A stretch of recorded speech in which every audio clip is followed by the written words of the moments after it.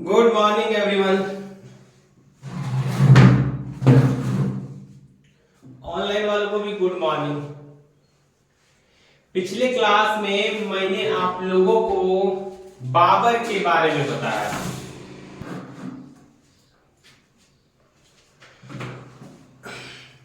दिख रहा जरा। तो पिछले क्लास में मैंने आप लोगों को किसके बारे में बताया था? बाबर के बारे में। हम लोगों ने जाना था जहीरुद्दीन मोहम्मद मिर्जा बाबर। एक बच्चे का सवाल था कि सर मिर्जा जो है, बाबर के पिता मिर्जा टाइटल लगाते थे, तो क्या बाबर ने मिर्जा टाइटल नहीं लगाया? बाबर ने भी मिर्जा का टाइटल लगाया था। आप लोगों को मैंने बताया था, शायद बताया होगा, कि काबुल विजय के पश्चात बाबर ने बादशाह की उपाधि धारण की। किसकी उपाधि? वो बादशाह। बादशाह की उपाधि किसने धारण की? बाबर ने। और कौन से विजय के पश्चात? काबुल विजय। काबुल विजय के पश्चात बाबर ने कौन सी उपाधि धारण की? बादशाह या पातशाह। इसी को हम पातशाह भी कहते हैं, ठीक है ना। जिसकी उपाधि सर्वप्रथम धारण की थी किसने? बाबर ने। इसके पश्चात जो है बाबर ने जब बादशाह की उपाधि धारण की ना, तब उसने क्या किया? मिर्जा की उपाधि का त्याग कर दिया।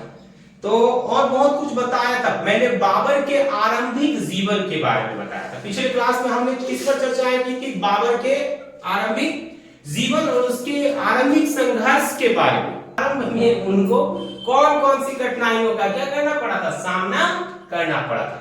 अब हम लोग ये भी जान चुके थे कि बाजोर का किला, किसका किला? लास्ट में बाजोर के किला को जीता था किसने? बाबर ने। किसको जीता? बाजोर के किले को अंततः जीता बाबर ने। क्या बाबर का बाजोर के किला पर, या बाजोर जिसे भीरा का किला जो उसको प्राप्त हुआ था, क्या उस पर भी अपना नियंत्रण बनाए रख पाया था? वो नहीं, वह भी उसके हाथ से क्या हो गया? कुछ समय के पश्चात निकल गया। उसके हाथ से क्या क्या निकला? फरगना निकला, समरकंद निकला, कांधार निकला, बाजौर निकला। तो इन सभी युद्धों के पश्चात बाबर इस बात को भली भांति समझ चुका था कि उत्तर और पश्चिम में उसके लिए नियंत्रण रख पाना आसान नहीं है। क्यों? क्योंकि यहां बहुत से ऐसे शासक हैं जो उसके प्रतिद्वंदी का रोल प्ले कर सकते हैं, या रोल प्ले कर रहे थे। वो उसके विरोधी की भूमिका निभा रहे थे। वहां बहुत से साहसी योद्धा थे जो बाबर के जीवन में कई प्रकार की कठिनाइयां उत्पन्न कर रहे थे। उसने अनुभव किया। क्या अनुभव किया? उस समय के भारत की स्थिति का उसने देखा कि ये जो हमारा भारत है, ये आज का भारत है, ये उस समय का भारत नहीं था। ये भारत जो है ये कई टुकड़ों में विभाजित। मान लेते हैं यहां दिल्ली है, यहां मेवाड़ है, यहां पंजाब है,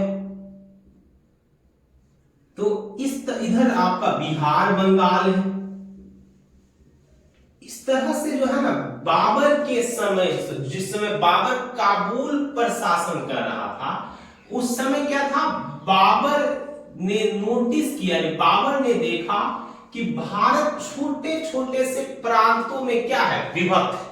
और जितने भी यहाँ के शासक है ना, वो आपस में एक दूसरे के प्रतिद्वंदी, वे एक दूसरे का विरोध करते हैं। उनमें हमेशा संघर्ष चलता ही रहता है।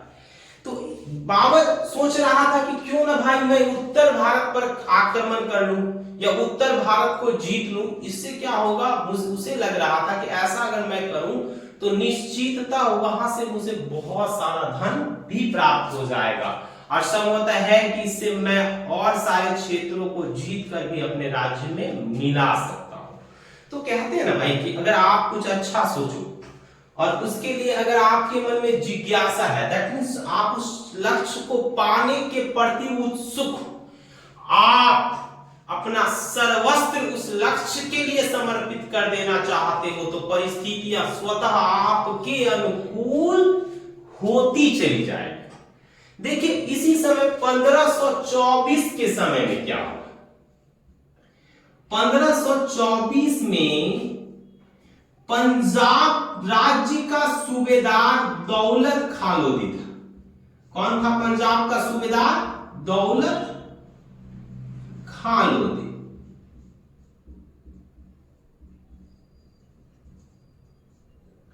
और इब्राहिम लोधी दिल्ली का शासक। दिल्ली का शासक कौन था?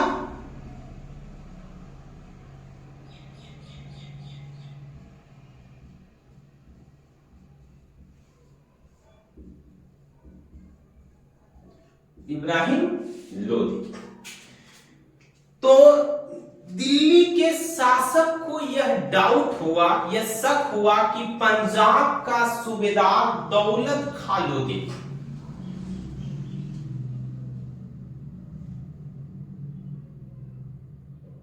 उसके विरोधियों को अपने राज्य में पनाह दे रहा है, अर्थात वह कुछ ऐसे गतिविधियों को अंजाम दे रहा है जो दिल्ली के शासक के लिए उचित नहीं था।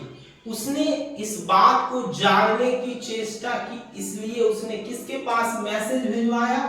दौलत खां लोधी के पास कि भैया आओ हमसे मिलने, है ना, आइए आपका दिल्ली की धरती पर स्वागत है ना।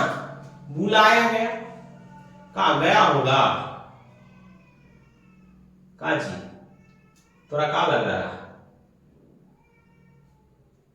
गया होगा ये बगलुलवा दौलत खां लोधी ना गया कि डर गया, इसको लगा के जाएंगे कहीं हमारा मुंडी न उड़ा, इसीलिए दौलत खां लोधी दिल्ली नहीं गया। जब वह दिल्ली नहीं गया तो इब्राहिम लोधी को पूरा भरोसा हो गया कि पक्का ये बकलुलवा जो है ना मेरे विरुद्ध षड्यंत्र रच रहा है।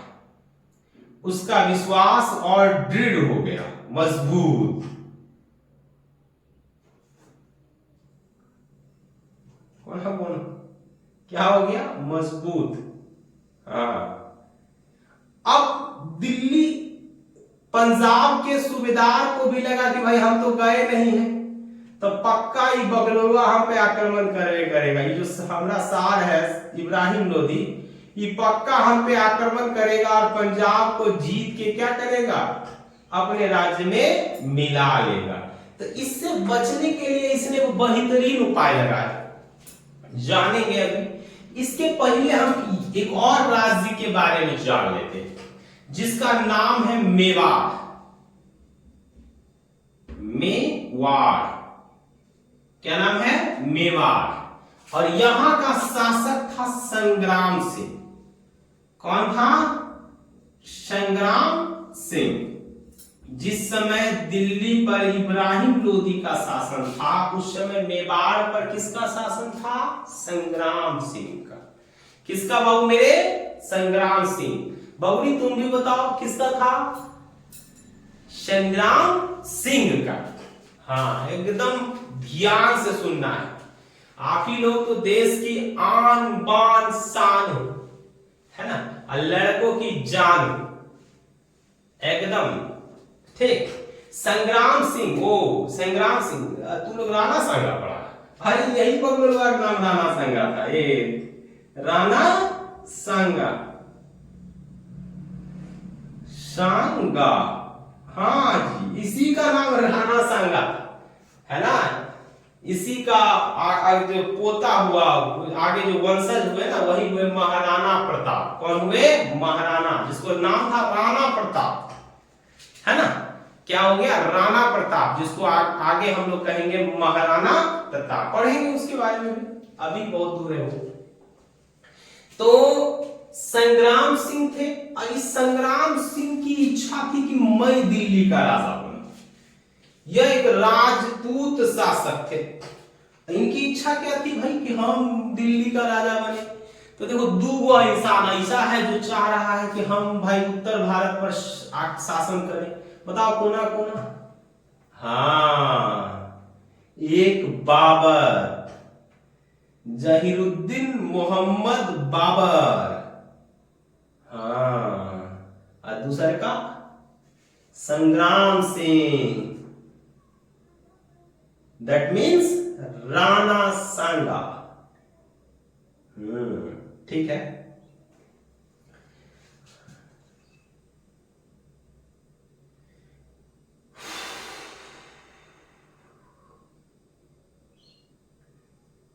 तो अब राणा सांगा को पता चला कि पंजाब के गवर्नर दौलत खान लोधी जो है और इब्राहिम लोधी के बीच तनाव की स्थिति बनी हुई है, तो उसने इसका क्या उठाया, लाभ उठाया। वह तत्काल दौलत खान लोधी से जा मिला और दोनों के बीच एक समझौता हुआ, एक बातचीत हुई कि हम बाबर को भारत आने के लिए क्या करेंगे, आमंत्रित करेंगे। ये सब परिस्थितियां क्यों उत्पन्न हुई, बताइए, कोई बता पाओगे? ऐसी परिस्थितियां क्यों उत्पन्न हुई? दिल्ली का शासक कमजोर था? न रे बकलुलवा, दिल्ली का शासक कम, ये परिस्थिति एक बहादुर के कारण उत्पन्न हो रहा है। बहादुर उधर चेष्टा करके बैठा, उसने अपने मन में एक ख्वाब पाला है कि मैं दिल्ली का शासक बनूं या नॉर्थ इंडिया का शासक बनूं। इसलिए ऊपर वाला भी ऐसी परिस्थितियां उत्पन्न कर रहा है। अब दोनों क्या किया, दोनों जो है बैठा, समझौता हुआ। उसके पश्चात दौलत खान लोधी जो था ना, उसने अपने पुत्र दिलावर खां को मैसेज लेकर, चिट्ठी वगैरह लेकर एज अ मैसेंजर के रूप में कहां भेजा, तो बाबर के पास भेजा। किसको भेजा, दिलावर खां को।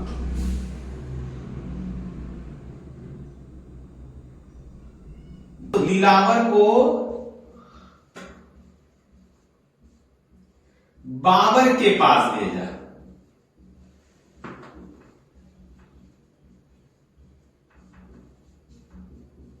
किस रूप में, मैसेंजर के रूप में।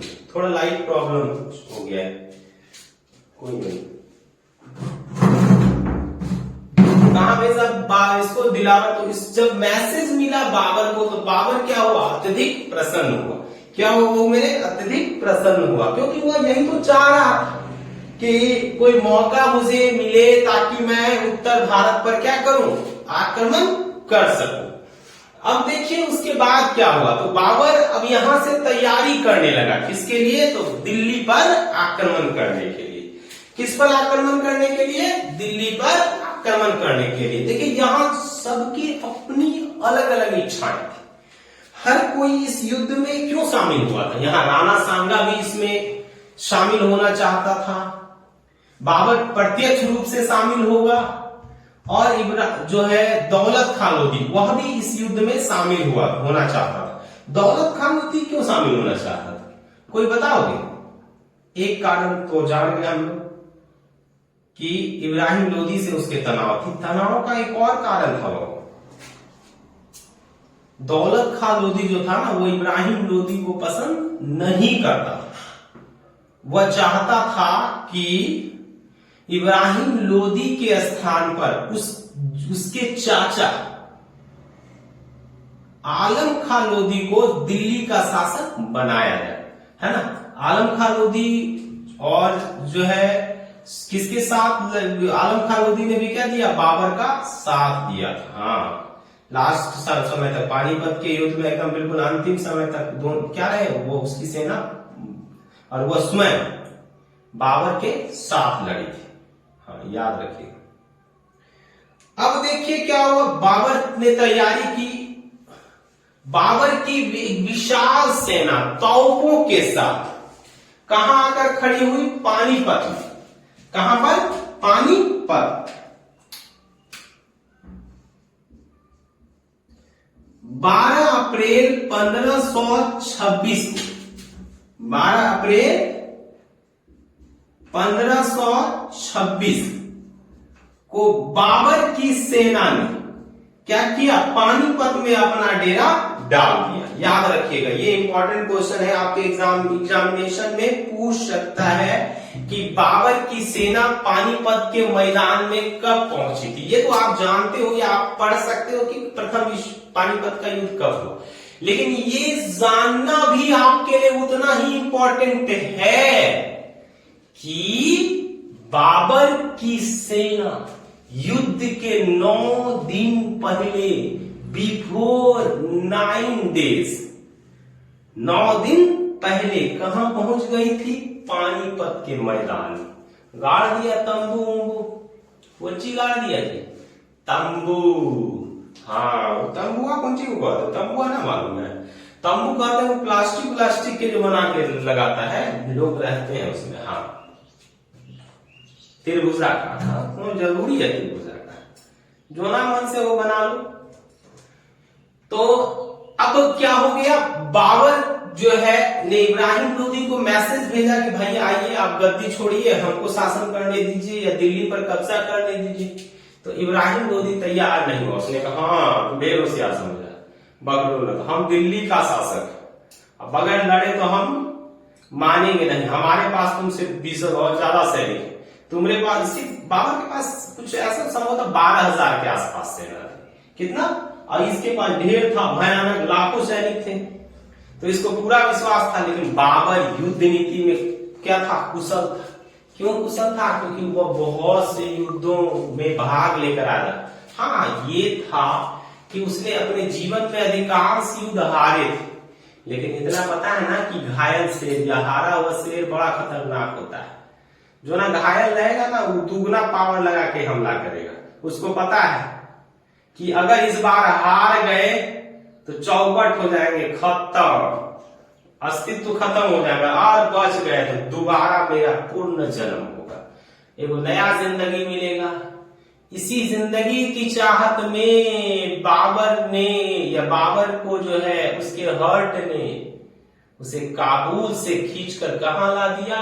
पानीपत, है ना। इच्छा थी वह उसके मन में, और इच्छाएं ही तो है जो इंसान से हर कार्यों को संपन्न कराता है ना। इच्छाएं खत्म, इंसान खत्म। तो देखिए, भारत जो अभी पानीपत का युद्ध, कौन सा युद्ध? तो 21 अप्रैल 1526 को, कब? 21 अप्रैल 1526 को, ठीक, 21 अप्रैल 1526 को बाबर की सेना और इब्राहिम लोदी की सेना आमने सामने भिड़ी, है ना। देखिए, इस युद्ध में बाबर ने क्या किया था? तोप का प्रयोग किया था। किसका?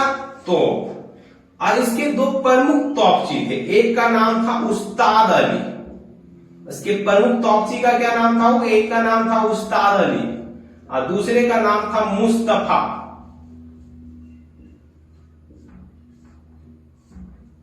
दूसरे का क्या नाम था? मुस्तफा। ये दोनों उसके प्रमुख तोपची थे, है ना, ये याद रखें। हाँ, हुमायूं भी था, हुमायूं भी इस युद्ध में किसके साथ था? बाबर के साथ था।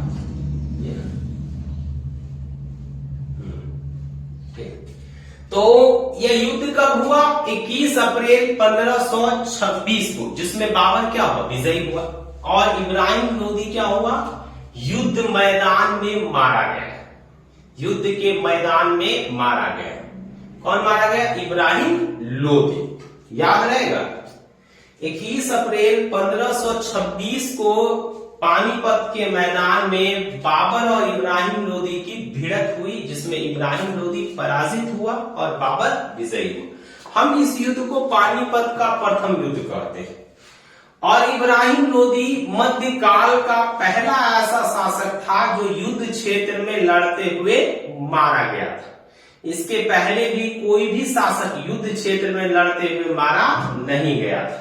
ये भी याद रखना, आपसे पूछ सकती है बीपीएससी कि आपके मध्यकाल का वह कौन सा शासक जो युद्ध क्षेत्र में लड़ते हुए मारा गया, या यूं कहिए दिल्ली का वह कौन सा शासक था जो युद्ध क्षेत्र में लड़ते हुए मारा गया। दिल्ली स्पेशली होगा वहां, क्योंकि इनके साथ एक और शासक की मृत्यु हुई थी युद्ध के मैदान में, वो था विक्रमजीत। कौन थे? ग्वालियर के शासक विक्रमजीत, जो किसकी ओर से लड़े थे? इब्राहिम लोदी की ओर से उन्होंने क्या किया था? इस युद्ध में भाग लिया था। देखिए, बाबर विजयी हुआ, बाबर को दिल्ली मिला। क्या मिला? और वो यहाँ का शासक बन गया। क्या बन गया? शासक। अस्थायी रूप से वो दिल्ली से क्या करने लगा? शासन करने लगा। भारत आने के क्रम में बाबर ने 4 महत्वपूर्ण युद्ध लड़े। कितने? 4। पहला पानीपत का युद्ध, हाँ। दूसरा चंदेरी नहीं, खानवा का युद्ध। दूसरा कौन सा था? वो खानवा का युद्ध। तीसरा चंदेरी का युद्ध। चौथा घाघरा का युद्ध। कौन सा युद्ध? इन चारों युद्धों के लिए मेरे पास ना एक ट्रिक, क्या है? एक छोटा सा ट्रिक है, आप उसको याद रखिएगा। इजीली आपको चारों के चारों युद्ध क्या हो जाएंगे? याद हो जाएंगे। पान, देखिए ध्यान से, पान खा चल घर, पान खाओ और चलो घर, ठीक? पान खा चल घर। अब आप समझ गए होंगे कि किससे हम किस युद्ध को इंडिकेट कर सकते हैं। पान से पानीपत का युद्ध, पानीपत का युद्ध किसके किसके बीच हो? बाबर और इब्राहिम लोदी के बीच। परिणाम बाबर विजयी,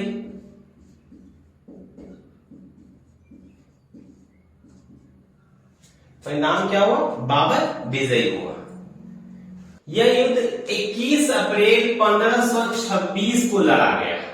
कब लड़ा गया वो मेरे? 21 अप्रैल 1526, ठीक ना? बाबर के द्वारा दूसरा और सबसे महत्वपूर्ण युद्ध जो लड़ा गया था हुआ था, देखिए यहां है ना, खानवा, खानवा का युद्ध। इसमें भी क्या हुआ? बाबर विजयी हुआ। 16 मार्च 1527 को। कब लड़ा गया यह युद्ध? 16 मार्च 1527 को। किसके किसके बीच? बाबर और संग्राम सिंह अर्थात राणा सांगा के बीच। इसके पश्चात अगला जो युद्ध हुआ वो चंदेरी का युद्ध था। कौन सा युद्ध? चंदेरी का युद्ध, है ना? चंदेरी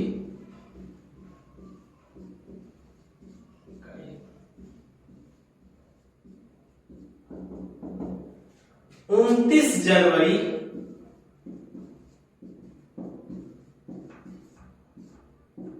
1528। कब लड़ा गया वो? 29 जनवरी 1528 को, है ना? बाबर के द्वारा लड़ा गया जो अंतिम युद्ध था वह था घाघरा का युद्ध। कौन सा युद्ध? घाघरा का युद्ध। और ये कब लड़ा गया था? इसमें भी बाबर विजयी हुआ। ये लड़ा गया था 5 मई 1529 को। ये 4 ऐसे महत्वपूर्ण युद्ध है जो बाबर ने भारत में लड़े। कहां लड़े? भारत में। देखिए, पहला युद्ध तो मैंने आपको बता दिया, इब्राहिम लोदी और बाबर के बीच, दोनों की सेना के बीच भिड़ंत हुई। बाबर विजयी हुआ। क्यों विजयी हुआ? क्योंकि बाबर के पास तोप था, इब्राहिम लोदी के पास हाथी था। इब्राहिम लोदी को किस चीज का घमंड था? कि उसकी सेना में हाथी। वो बगलुआ को कौन समझाया कि तुम्हारा हाथिया कौन सी करेगा तोप के आगे? कुछ करेगा नहीं। हाँ, उसके हाथियों ने उस आवाज सुनने के पश्चात उसी की सेना को कुचल दिया, कूच काच के दिया, चौपट करके। क्या किया? मोहतरमा बहुत खुश लग रहे। कौन सी हुआ? क्या हुआ? हाँ, वो हाथी ट्रेन नहीं था। क्या नहीं था? आवाज के प्रति हाथी ट्रेन नहीं था। देखते हो कभी, जैसे आप देखते हो घोड़ा, हाँ, शादी में जो घोड़ा जाता है, देखा होगा आपने, जो विवाह में जो घोड़ा जाता है, तो उस घोड़ा की विशेषता क्या होती है कि वो जो ड्रम होता है, क्या कहते हैं उसको, बैंड, उसकी ध्वनि या डीजे की ध्वनि को सुनकर विचलित नहीं होता है।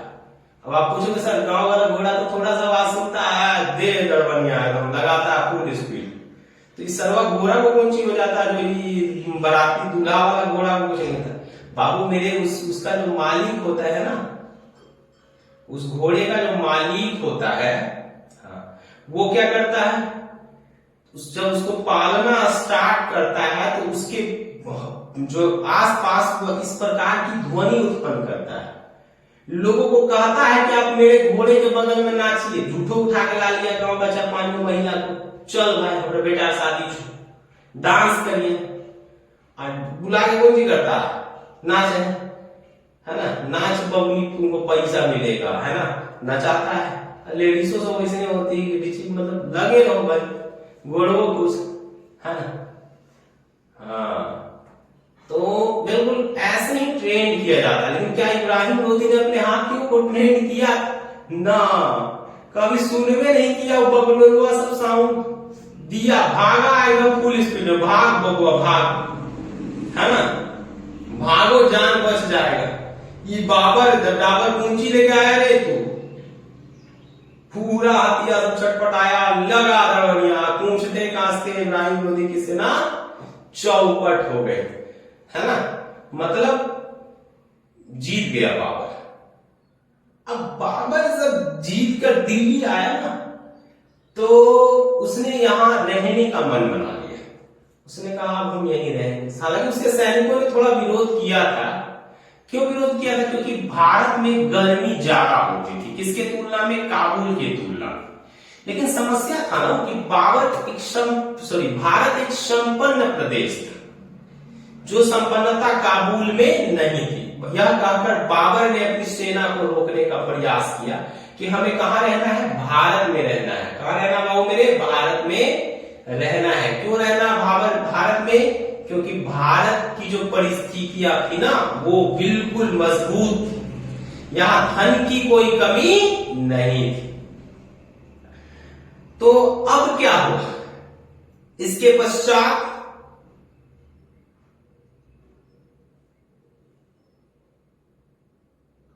बताओ, जब बाबर ने भारत में रहने का मन बना लिया तो राणा सांगा बौखला गया। अरे ये कौन सी कह रहा बाबर, बोल रहा भारत में रहेंगे। मैंने तो सोचा था ये आएगा, भारत को लूटेगा या दिल्ली को लूटेगा और वापस अपने मुल्क काबुल चला जाएगा। हम तो सोचे थे ये कौन छोटका मोटा चोर है, हम ये बाबर बोल दिया हम रहेंगे भारत में। बताओ अब क्या होगा? हाँ, भिड़ंत होगा। ठीक पकड़ा है लड़का, बहुत होशियार है। ठीक, तुम्हारा शादी में हम बाराती जाएंगे और डांस करें, तुम बुलाना मुझे।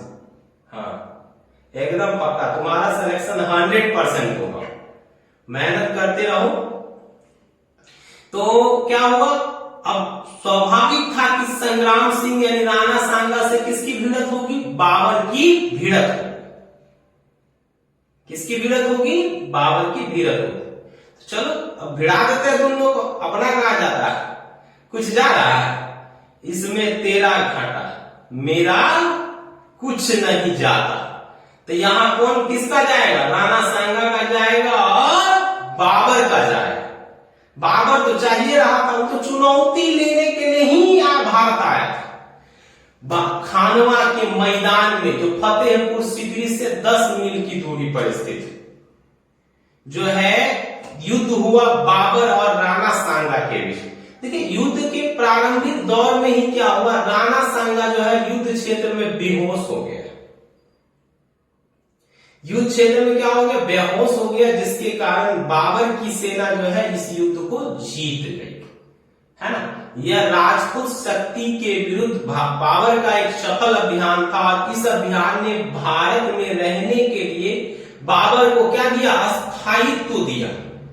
अब बाबर एक विशाल क्षेत्र का शासक हो गया। अब मात्र वो दिल्ली का शासक नहीं था, पूरा का पूरा मेवाड़ राज्य उसके अधीन था। अब उसने आसपास के क्षेत्रों को जीतने के लिए क्या किया, अपने पुत्रों को बुलाया। भाई जो हुमायूं ने आगरा जीता, हुमायूं ने यही आगरा से ना कोहिनूर का हीरा प्राप्त किया था। किसको लाके दिया उसने वो कोहिनूर का हीरा? अपने पिता बाबर। बाबर इससे प्रसन्न हुआ, 70 लाख रुपया उसको इनाम दिया था, हीरा भी लौटा दिया। बोला रख बेटा तू रख, तोरा काम आएगा, हम बुढ़ौती में हीरा रख के क्या करेंगे, है ना। तो उसके पश्चात क्या हुआ, अब देखिए एगो राजा था, एगो राजपूत शासक था जो बाबर के मार्ग में बाधा उत्पन्न कर रहा था। कौन था जी? वो था मेदिनी राजा। कौन था? उसका जो ये था ना किला, बाबर को भाग गया था, पसंद आ गया। बाबर को जो ना चीज पसंद आएगा वो छोड़ेगा। हाँ, भारत पसंद आ गया। देखो भारत दिल्ली को कब्जा जमा लिया ना, बहादुर लोग ऐसे ही होते हो। आप बहुत खुश है ना। बहादुर लोग जो होते हैं ना वो इसी प्रवृत्ति के होते हैं, जो सोचते हैं वो करके दिखाते हैं। तो इसके पश्चात फिर क्या हुआ, बोला उसको मेदिनी राय को कि तू अपना किलवा हमको दे दे, जो तुमको हम शमशाबाद दे देते हैं, चाहे कोनो और एक दो नगर मांगेगा ना तू तो तुमको दे देंगे, काहे कि तुम्हारा किला हमको पसंद आ गया। मेदिनी राय ने उसके प्रस्ताव को ठुकरा दिया। क्या कर दिया? प्रस्ताव को ठुकरा दिया। जब प्रस्ताव को ठुकरा दिया इसका मतलब युद्ध होगा। चंदेरी के मैदान में क्या हुआ, बाबर और मेदिनी राय के बीच युद्ध हुआ। इस युद्ध में भी बाबर विजयी हुआ, याद रखिएगा। इसमें भी बाबर क्या हुआ, विजयी हुआ। इसी युद्ध में जो है चंदेरी की लाखों महिलाओं ने जौहर किया था। क्या किया था? जौहर एक प्रथा है वो, जिसमें महिलाएं जो है ना वो अपनी प्रतिष्ठा में आंच आने से पहले ही आग में कूदकर अपने प्राण त्याग देती थी। जब उसको लगता था कि उसका पिता, भाई या पुत्र जो उसके जीवन की सुरक्षा करेगा, उसके अस्तित्व की सुरक्षा करेगा, वह बचने वाला नहीं, तो वो आग में कूदकर क्या देती थी, अपने प्राण त्याग देती थी। कोई दिक्कत समझ में आ रहा ना? किसी को कोई डाउट हो तो पूछना है। पनिया लगे ना लगे जी, तुम लोग पी गया, कोई नहीं। तो इसके पश्चात क्या हुआ, अब देखिए, अब बंगाल का शासक था नुसरत शाह और बिहार में महमूद खान लोदी का शासक था, और ये दोनों ही बाबर को चुनौती दे रहे थे। क्या दे रहे थे? क्योंकि इन दोनों ने जो कर होता, वार्षिक कर होता है ना, वह देना, शायद खराज ना, वो देना क्या कर दिया था, बंद कर दिया था। तो स्वाभाविक था, उस समय का एक बहुत उपजाऊ राज्य था बंगाल और बिहार, जहां से बहुत अधिक राजस्व की प्राप्ति होती थी। तो क्या बाबर इसको अपने हाथ से जाने देगा? नहीं।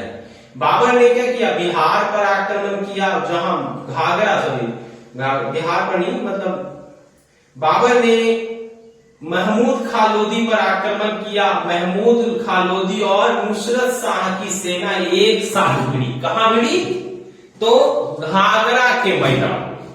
कहां पर वो? घाघरा के मैदान में। और इस युद्ध में भी क्या हुआ, बाबर विजयी हुआ। इन चारों युद्धों के पश्चात बाबर का सुस्वास्थ्य था ना, वो दिन प्रतिदिन बहुत खराब रहने लगा। क्या रहने लगा? खराब रहने लगा, जिसके कारण 23 दिसंबर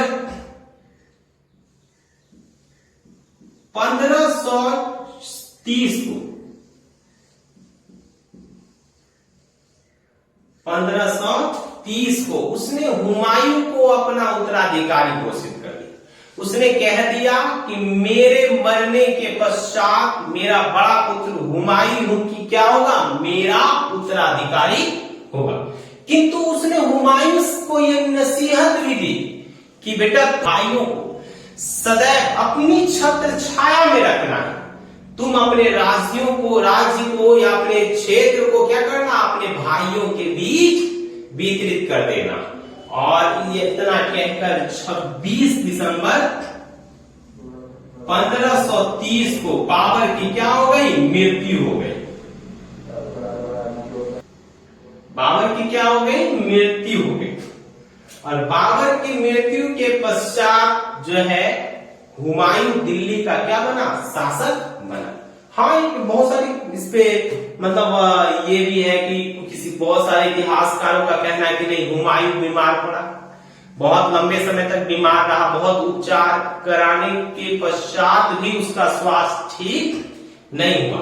तब बाबर ने अल्लाह से रिक्वेस्ट किया, यानी आग्रह किया, दुआ किया कि हे अल्लाह, आप मेरे प्राण ले लीजिए और मेरे पुत्र के प्राण बख्श दीजिए। तो यहां से क्या हुआ, बाबर दिन प्रतिदिन बीमार होता चला गया और हुमायूं ठीक होता गया। एक दिन ऐसा आया, लोग उसको कयामत के दिन कहते हैं, जिस दिन बाबर भयानक बीमार पड़ा और हुमायूं पूरी तरह से स्वस्थ हो गया। बाबर की क्या हो गई, मृत्यु हो गई। देखिए, बाबर को आरंभ में आगरा के आराम बाग में दफनाया गया। कहां दफनाया गया था वो, आगरा के आराम बाग। किंतु बाद में शेरशाह सूरी ने बाबर को कहां ले जाकर दफनाया, काबुल में। कहां ले जाकर उसकी हड्डियों को कहां दफनाया बाबू, ले जाकर काबुल में। शेरशाह सूरी के समय में इसको जो है काबुल में क्या किया गया था, दफनाया गया था। क्योंकि बाबर के मृत्यु के पहले की इच्छा थी कि मुझे मेरे मरने के पश्चात कहां दफनाया जाए, काबुल में दफनाया जाए। देखिए, उसका पुत्र उसकी इस इच्छा को पूरा नहीं कर पाया। उसकी एक विधवा पत्नी और शेरशाह ने क्या किया था, उसे ले जाकर उसकी अस्थियों को कहां दफनाया, काबुल में, उसके द्वारा निर्मित एक बाग में। तो इसके आगे हम लोग जानेंगे अब नेक्स्ट क्लास में। नेक्स्ट क्लास में क्या पढ़ना है, हुमायूं के बारे में। अब चलिए, अब प्रश्न उत्तर हम लोग कर लेते हैं। बहुत सारे याद करके आने के लिए मैंने कहा, ठीक है। अब ऑनलाइन वाले बच्चे आपसे फिर अगले क्लास में मिलते हैं। बाय।